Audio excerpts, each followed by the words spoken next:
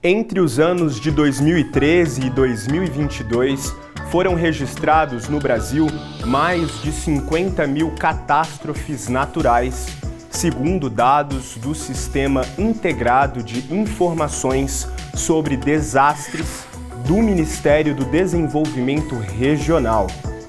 Esses incidentes afetaram cerca de 340 milhões de pessoas, causando um prejuízo de 340 bilhões de reais.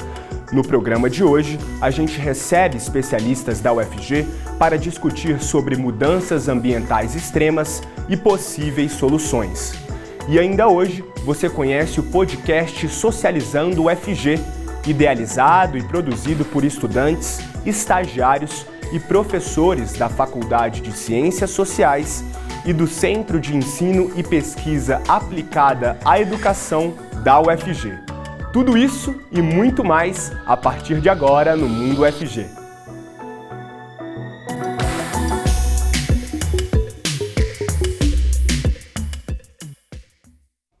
Seja muito bem-vinda, bem-vindo ao Mundo UFG, um olá especial para os ouvintes que nos acompanham pelas ondas da Rádio Universitária 870M. Eu sou Gustavo Soares, sou um jovem adulto de pele clara, tenho cabelos castanhos curtos, uso barba e bigode. Na minha companhia, fazendo a interpretação para Libras, está Diego Barbosa, coordenador do Labitave. O professor Diego é um homem de pele clara, tem cabelos e olhos castanhos e uma barba cheia. E eu convido a você que nos acompanha a interagir com a gente pelas redes sociais. Mande a sua pergunta pelos comentários das transmissões do YouTube, Facebook ou Twitter. Nós estamos ao vivo. Aproveita e siga a gente nas redes sociais. Somos TV UFG no Instagram, no Facebook, YouTube e também Twitter. Você também pode baixar o nosso aplicativo apontando a câmera do seu celular para o QR Code que aparece aqui na tela. Quer mandar alguma sugestão de pauta para a equipe da TV UFG? Anota o nosso WhatsApp. É 62 99181 1406. Mais uma vez, 629 9181 1406. E para falar sobre mudanças climáticas extremas, consequências e possíveis soluções, recebemos Rafael Batiste, professor da Escola de Agronomia da UFG.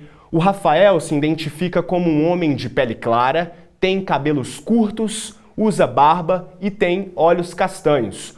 O professor leciona a disciplina de núcleo livre que se chama Mudanças Climáticas. O que podemos mudar?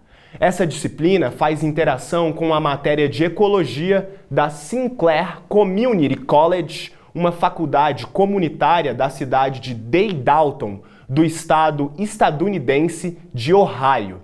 Bem-vindo, Rafael. Como vai? Tudo bem? Boa tarde, Gustavo. Queria agradecer o convite para estar falando um pouquinho sobre mudanças climáticas. Acho que é um tema bastante alto e a gente espera contribuir um pouquinho para trazer o conteúdo para essa discussão muito importante para a nossa sociedade. Com certeza.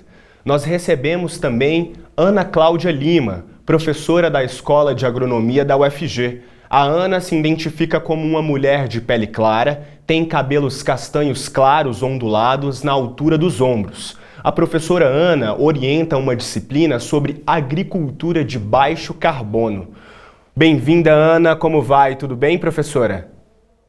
Olá, boa tarde, Gustavo, boa tarde, ouvintes, professor Rafael, Diego, tá tudo bem? Estou muito feliz com o convite, né? Acho que tem muita confluência aí com a história que o Rafael vai tratar sobre mudanças climáticas e essas possíveis soluções, né? Então, obrigada. Perfeito. Rafael, inicio com você. Como que funciona essa disciplina de mudanças climáticas, né, que vai ter uma interação com a disciplina de ecologia com essa faculdade americana? Como vai ser a disciplina e como vai ser essa interação? Muito bacana. Essa disciplina é um projeto que vem desde antes da pandemia. O professor lá dos Estados Unidos teve a ideia de vamos fazer uma interação internacional, vamos fazer um intercâmbio internacional para aqueles estudantes que não conseguem vir para os Estados Unidos. E eles criaram essa dinâmica.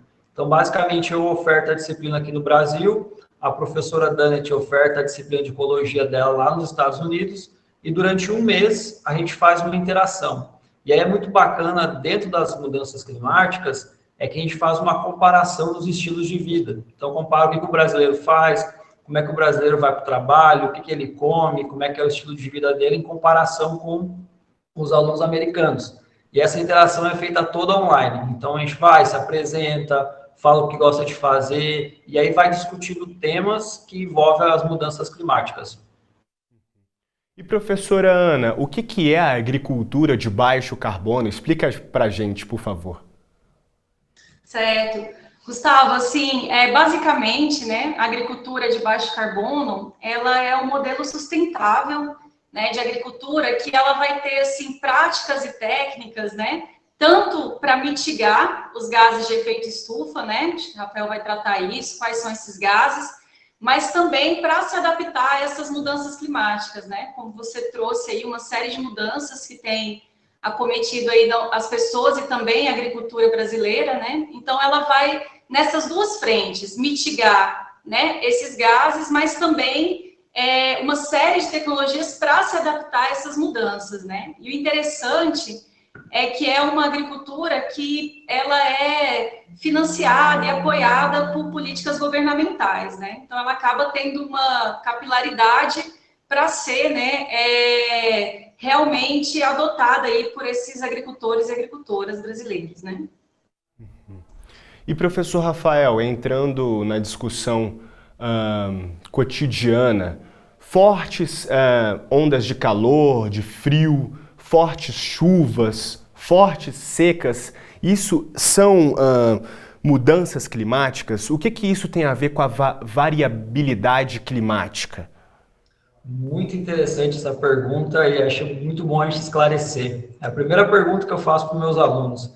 Será que a seca é mudanças climáticas? De forma geral, esses eventos extremos, eles não são mudanças climáticas, tá? Então, ele é um processo natural. Então, a gente tem variabilidade climática. Então, todo ano, a condição climática ela é diferente.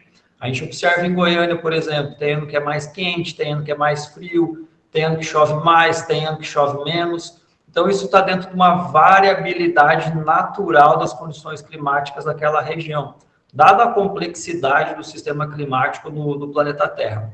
O que acontece com a mudança climática? Com o avanço da mudança climática, a tendência é que esses eventos extremos, eles começam a acontecer com maior frequência. Então, por exemplo, uma chuva forte em Goiânia, acontecia uma vez por ano, uma vez cada 3, 4 anos. Hoje a gente tem mais de um evento acontecendo no mesmo ano, e aí isso impacta a sociedade. A seca, por exemplo, a baixa quantidade de chuva, isso acontecia, mas com uma frequência muito baixa. A gente viu uma seca a cada 10 anos, cada 15, 20 anos. Hoje não, hoje cada 2, 3 anos a gente tem um período de seca. Então, os eventos extremos, eles são naturais, mas com a mudança climática, a gente vai intensificar, a gente vai ver esses eventos acontecendo com maior frequência. Então, a gente tem que estar atento a isso, porque a mudança climática vai deixar a nossa vida um pouquinho mais difícil. A gente vai ter que se planejar melhor para enfrentar esses eventos extremos que vão acontecer com uma maior frequência. E professora Ana, tem-se a ideia de que métodos que se preocupam com o meio ambiente no âmbito do agronegócio não dá retorno e é excludente. Isso procede?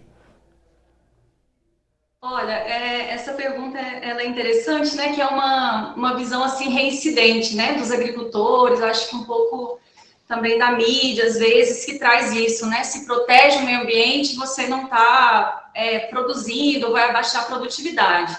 Eu acho até que pode ter parte de agricultores que acreditam nisso, mas eu acho que hoje, no Brasil, existe uma maior parte que não acredita nisso, assim.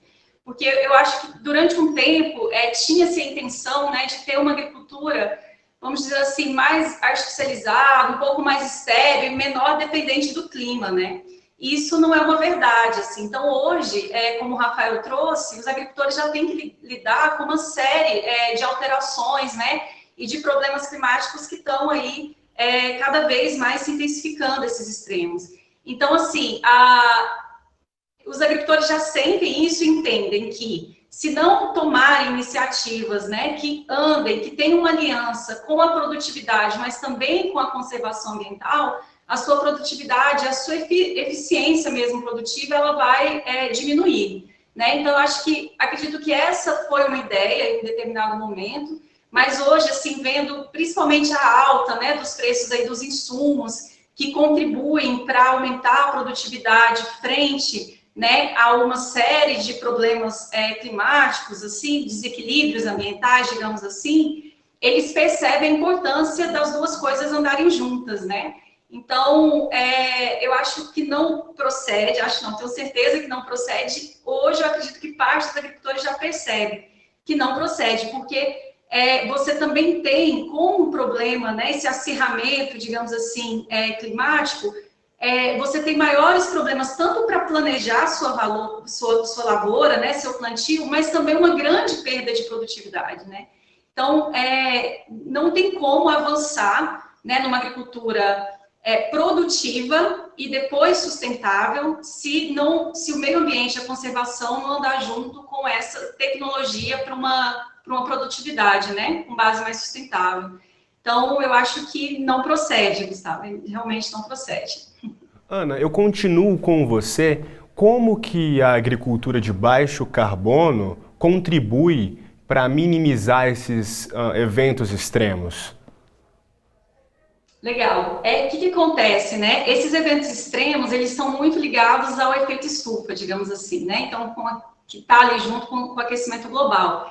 E a agricultura, ela acaba influenciando na liberação de alguns gases de efeito estufa, né? Eu vou dizer quais são principalmente CO2, né? O metano, mas também o óxido nitroso.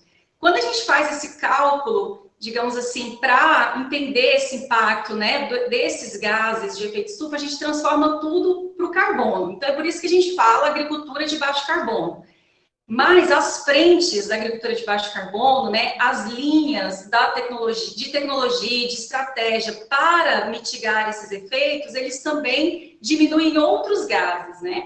Então, você tem, por exemplo, aqui em Goiás, né, que você tem uma produção bovina muito alta, né, que você tem a emissão de gases metanos, por exemplo, entram também nessa conta. Então, quando você adota uma agricultura de baixo carbono, uma maior fixação de carbono, né, uma maior emissão, isso vai influenciar positivamente para que se alcance esse equilíbrio, uma vez que ela é uma das fontes desses gases, né? E aí, a partir do momento que ela diminui, né, essa emissão de gases, uma série de outros benefícios vão aparecer, né? Mas, basicamente, quando a gente fala em agricultura de baixo carbono, a gente fala em deixar de emitir gases, né, ou emitir uma maior porcentagem de gases e, substancialmente, em algum momento, começar a fixar esses gases, né? Ele, em vez de emitir, ele começa a fixar esses gases de efeito estufa que estão sendo liberados. E aí, uma série de outros fatores ambientais também vão sendo beneficiados, né, com esse mecanismo. Professor Rafael, para a gente ser didático, o que é o efeito estufa e por que nós devemos nos preocupar com as mudanças climáticas? Bacana. Eu acho que a professora Ana colocou bastante aí de agricultura, fixar CO2, e aí é um princípio básico da mudança climática, é o efeito estufa. O que é o efeito estufa? Os gases de efeito estufa, eles estão na atmosfera. CO2, óxido nitroso, metano, e esses gases são responsáveis por reter o calor da Terra. Então, imagine que o efeito estufa, esses gases estão formando meio que um cobertor sobre a Terra para manter a Terra aquecida. Então, o efeito estufa ele é importante para a vida no planeta. Se a gente não tivesse os gases de efeito estufa na atmosfera, a temperatura média da Terra, todo o planeta, seria menos 18 graus Celsius. Então, praticamente, a gente não ia conseguir viver aqui na Terra sem a presença do efeito estufa. Então, hoje, com a presença dos gases de efeito estufa, a temperatura da Terra gira em torno de 15 graus Celsius, a média do planeta. Em regiões mais quentes, mais frias, mas a média do planeta é de 15 graus Celsius. Então, primeiro, o efeito estufa é muito importante, ele é um cobertor que mantém a Terra aquecida. O que a gente fez aí nos últimos 50 anos? A gente tirou muito petróleo, do subsolo, queimou esses gases através dos combustíveis fósseis, queimou isso no carro, transporte, emitiu isso para a atmosfera e a gente elevou muito rápido a concentração do CO2, do gás carbônico na atmosfera, ou seja, a gente colocou mais uma cobertinha no planeta Terra. Então, por isso a gente está retendo mais calor e a Terra está aquecendo. Então, a gente está subindo dos 15 graus. A previsão é que a gente consiga manter no máximo até 16,5 de média. Acima disso, a gente já perde o sistema climático, já dificulta isso. E ela está diretamente relacionada com a gente, porque é a gente que está emitindo CO2. Então, é quando eu uso meu carro com gasolina ou diesel, é quando eu vou consumir um produto que vem de uma outra região e precisa do transporte rodoviário ou aéreo. Então, a mudança climática, ela começa a partir da gente. E eu até recomendo aí procurar, dar uma pesquisa lá no Google, coloca pegada de carbono. Tem vários sites que você consegue, através do seu perfil de transporte, de consumo, de roupa que você usa, de eletrônicos, você consegue dizer quanto de carbono você está emitindo por ano. Então, a gente é o ponto inicial de emissão de carbono. Então, a gente precisa buscar novas alternativas para reduzir essa emissão, causar menos efeito estufa, manter o planeta aquecido, mas não aquecer muito. Então, a gente consegue, através de algumas estratégias, reduzir as emissões para reduzir os efeitos que vai causar sobre a gente. Então, a gente é uma fonte emissora, mas também a gente pode buscar alternativas para reduzir o efeito estufa do planeta. E, professor, quais seriam essas alternativas? Perfeito. Acho que a agricultura, há muito tempo, ela foi tratada como o grande vilão das mudanças climáticas. E, na verdade, não é bem assim. Hoje a gente enxerga a agricultura como um setor que tem uma capacidade muito grande de tirar o CO2 da atmosfera, reduzir o efeito estufa e, com isso, a gente melhorar o sistema produtivo. Então, por exemplo, o que eu posso fazer para reduzir os efeitos o efeito estufa no planeta? Um exemplo que a gente tem aqui no Brasil é o etanol. Então, o etanol ele é produzido a partir da cana-de-açúcar. O que a cana-de-açúcar faz? Através do processo de fotossíntese, ela tira o CO2 da atmosfera, usa o carbono e libera oxigênio. Esse carbono é utilizado para produzir o etanol, depois açúcar, o etanol. A gente abastece no carro o etanol, esse etanol é queimado, elimina o CO2 para a atmosfera que a cana vai absorver novamente. Então, a cana faz esse processo de absorver o CO2, produz etanol, a gente queima o etanol, vai para a atmosfera, a cana absorve, e é um ciclo fechado. Isso não acontece com o petróleo, porque a gente queima o petróleo e a gente não consegue retornar isso para o sistema. Então, usar combustíveis que têm esse ciclo fechado, como o etanol, é uma das alternativas. Eu buscar alternativas mais baratas de transporte, como o ônibus, evitar carro. Essas são alternativas. A própria alimentação, dar preferência por alimentos locais, também é uma forma de reduzir a emissão de CO2 dentro do sistema. E, professora Ana, como a pesquisa e a tecnologia podem contribuir para essas novas alternativas ditas pelo professor Rafael e também a alternativa de agricultura de baixo carbono, que a senhora é especialista? Bom, eu acho que já existe, né, alguns órgãos assim no Brasil que têm se intensificado no estudo desses estudos, dessas tecnologias, né, dessa pesquisa em si. Então, a gente tem linhas muito interessantes assim de pesquisa, como, por exemplo, recuperação de passagens degradadas, né? Então, vai trabalhar um pouco da tecnologia do solo, né? De que insumo que você vai utilizar para recuperar essas passagens degradadas. Você tem, mais recentemente, eu acho que agora o que a gente está tentando refinar dentro da agricultura, que são os bioinsumos e a fixação biológica de nitrogênio, né? Que ela também contribui para fixar nitrogênio, para mitigar esses gases, né? Então, eu acho que espaços como esse, né, que a gente possa falar também sobre essas tecnologias, acaba fortalecendo, né, essa caminhada nossa, assim, dentro das instituições e também para conseguir recursos, né, para a gente conseguir difundir mais essa tecnologia, né? Eu agradeço a fala de vocês, professora Ana, professor Rafael. A TV UFG está de portas abertas para futuras discussões. tão relevantes quanto essa, né, que é tão influente e atual nas nossas vidas. Mais uma vez, eu agradeço e até uma próxima. E a gente vai para um rápido intervalo e na volta você conhece o podcast Socializando o UFG, além de se informar sobre os eventos da universidade na agenda. Não sai daí, que é rapidinho.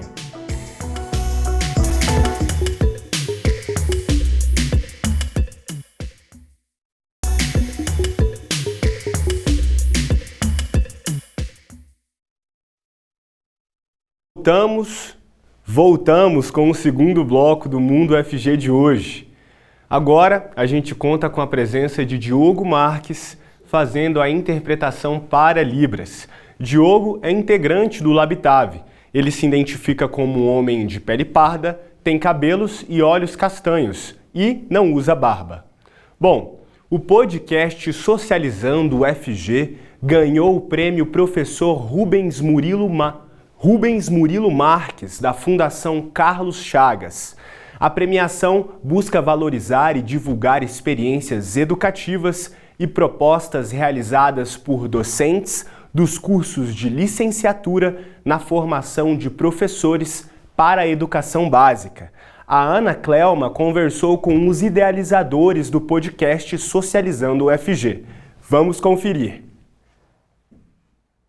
O podcast Socializando é construído de forma coletiva, tanto por estagiários, professores, estudantes aqui da Faculdade de Ciências Sociais e do CEPAI, o Centro de Ensino e Pesquisa Aplicado à Educação da UFG. Eu sou a Ana Clelma, uma mulher negra de pele clara, tenho cabelos pretos, longos, cacheados e uso óculos. Aqui comigo está a Suzane de Alencar, uma das idealizadoras do projeto e professora no programa de pós-graduação em Antropologia Social da FCS. Ela é uma mulher branca, tem cabelos pretos e lisos. Tudo bem? Seja muito bem-vinda aqui ao programa. Tudo bem, muito obrigada. Primeiro fala pra gente, Suzane, sobre esse formato, né? O podcast é um formato que está aí em ascensão ultimamente. Por que vocês decidiram idealizar esse projeto aí nesse formato de podcast? Bom, o Socializando, ele surgiu dentro de uma disciplina de estágio supervisionado 3, que é ministrado por antropólogas, né, e antropólogos da FCS, e a gente tinha um desafio pela frente, né, que era o primeiro semestre letivo, o segundo da pandemia, e nós não tínhamos nem um campo de estágio, pois as aulas do CEPAI, elas tinham sido colocadas em outro formato, que não as aulas virtuais, né, as aulas remotas, e nós não tínhamos tempo hábil para conseguir uma nova relação, né, de estágio, de campo de estágio, e a gente tinha que fazer acontecer uma experiência de formação docente, né? Então, entre os formatos possíveis de comunicação digital, o podcast nos pareceu mais acessível, justamente porque a gente teria que criar uma nova relação com os estudantes da educação básica, que justamente estavam com dificuldade de acesso à internet e a dispositivos, né, para terem aulas. Isso foi um dos motivos pelos quais o CEPAI não adotou esse estilo, né, de aula remota. E o podcast foi um momento da gente pensar em outras formas de comunicar com esse estudante numa relação de ensino e aprendizado, né? Então, o podcast ele usa menos dados, né, de celular. Então, permite gravações, edições em aplicativos mais simples. E o que foi mais surpreendente para nós, né? Assim, recolocou o celular como aliado da sala de aula, né? Aquele que era o vilão da atenção do professor se tornou o meio principal de uma experiência de ensino e aprendizado. Agora, ao meu lado aqui está o Danilo Rabelo. Ele é professor no CEPAI UFG e também um dos idealizadores do projeto. Ele é um homem branco, tem cabelos grisalhos e usa barba. Tudo bem, professor? Seja bem-vindo aqui também ao programa. Tudo bem, obrigado. Nós que agradecemos. Professor, no podcast Socializando, vocês abordam diversas temáticas, né? Desde meio ambiente, tecnologia, consumo. Por que vocês decidiram trazer essas temáticas e como que elas são abordadas aí no podcast? É porque essas temáticas já fazem parte da matriz curricular, né, que ela é dividida em temas mesmo. E aí nós aproveitamos e colocamos assim como temas podcast. Cada estagiário e duplas de alunos, eles escolheram o tema de maior interesse de cada estagiário e alunos, né? Então, eles se agruparam dessa maneira, em torno dos temas. E para a próxima edição, nós vamos fazer, por exemplo, um tema que é sobre a inclusão de pessoas com deficiência na escola. Bacana, então teremos aí novas edições, né? E, professor, sobre essa premiação que teve do podcast, o que isso significa para o projeto? Olha, eu acho que é o reconhecimento do projeto como um esforço de produção, assim, de formação de professores, né? E não só um professor que seja transmissor de conteúdos, mas um professor pesquisador, e que os alunos não sejam os meros receptores de informações, mas também produtor de seu próprio conhecimento. E também o reconhecimento da Faculdade de Ciências Sociais, do CEPAI, da UFG como um todo e do Estado de Goiás na formação de professores.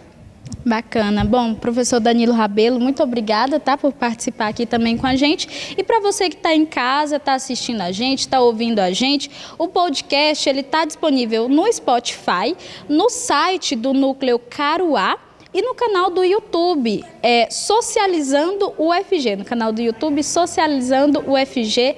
Lá você pode conferir o podcast Socializando, acessa lá. Amanhã ocorre um evento que vai discutir o futuro das cidades, incluindo problemas e soluções para o crescimento das metrópoles brasileiras.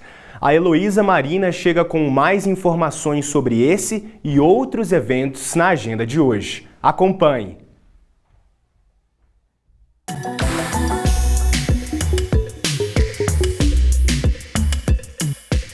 Olá, meu nome é Heloísa Marina e essa é mais uma Agenda UFG. Aqui você fica sabendo de todos os serviços e eventos da universidade. Eu sou uma mulher jovem, de pele clara, usando um lenço estampado na cabeça e também uso um óculos. Estou em um corredor de um prédio da UFG. Vamos conferir então o que está rolando na UFG? Amanhã, Goiânia vai sediar o Summit 2022, Futuro das Cidades. Este é um dos maiores eventos do país sobre transformação digital e os impactos no futuro das cidades. A edição deste ano tem como temas infraestruturas digitais, conectividades e inteligências. O evento ocorre no Teatro SESI, no setor Santa Genoveva. Para saber mais, acesse os sites curtamais.com.br. Vale a pena conferir. Se liga nessa dica, o ProPessoas está com inscrições abertas para docentes e técnico-administrativos para capacitação sobre assédio moral e sexual em instituições federais. O curso tem carga horária de 36 horas e as inscrições devem ser realizadas até dia 10 de outubro. Interessados devem acessar o portal UFGnet e realizar inscrição no site apps.ufg.br. E agora uma dica cultural. A Escola do Futuro em Artes Basileu França cedia a exposição de artes visuais Portas, Caminho das Ideias. Ela apresenta objetos, instalações, pinturas, artesanatos e outras obras feitas pelos estudantes de artes visuais da escola. A visitação pode ser feita na Escola do Futuro em Artes Basileu França, na Avenida Universitária, setor leste universitário, até o dia 6 de outubro, com entrada franca. Mas atenção, é preciso fazer um agendamento prévio pelo e-mail artesvisuais.basileufranca@gmail.com. E minha participação se encerra por aqui. Essa foi a agenda de hoje. Eu me despeço de você. Continue acompanhando a nossa programação. Muito obrigada e até a próxima.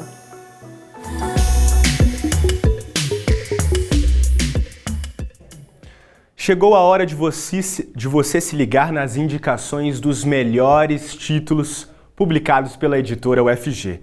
Quem nos traz as sugestões é a Ana Clelma. Vamos ver. Olá para você que nos acompanha. Eu sou a Ana Clelma, uma mulher negra de pele clara, tenho cabelos pretos, longos, cacheados e uso óculos. Hoje convido você para me acompanhar pelo mundo dos livros da editora UFG. A nossa primeira indicação é o livro Fertirrigação com Vinhaça, Impactos Ambientais.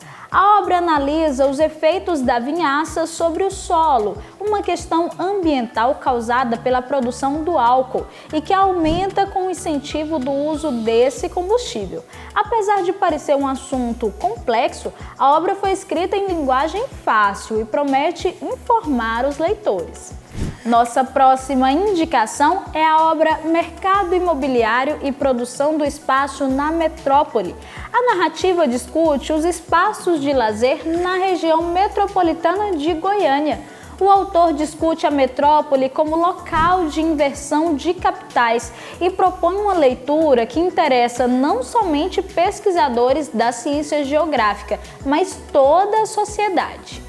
Encerro com a obra Aproximações entre Cinema e Poesia, Glauber Rocha e Manuel de Barros. Composto por um paralelo entre literatura e cinema, o livro faz uma análise comparada entre as obras do poeta Manuel de Barros e do cineasta Glauber Rocha. O livro reflete sobre a obra de arte na atualidade e as transformações desse cenário nos 2 últimos séculos. Essas e outras publicações estão disponíveis no site editora.ufg.br. Uma ótima leitura para você! O Mundo UFG de hoje fica por aqui. Agradeço imensamente a sua companhia e audiência. Amanhã estamos de volta no início da tarde, após a propaganda eleitoral obrigatória. Até amanhã. Tchau, tchau.